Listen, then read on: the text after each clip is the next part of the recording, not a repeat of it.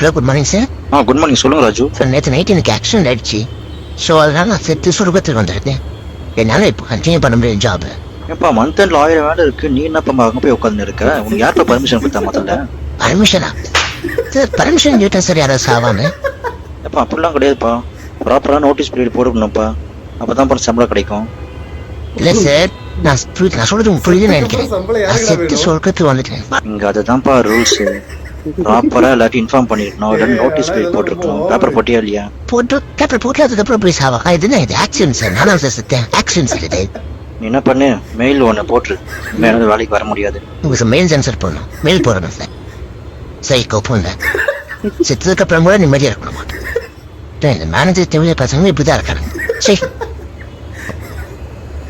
அதான் இதெல்லாம் உண்மையான எனக்கு தெரியல. இது கொஞ்சம் ஆனால் ஃபன்னியாக இருக்குது. இந்த அளவுக்கு ரொம்ப ஓவராக பண்ணாங்கன்னா அது டூ மச் தான்.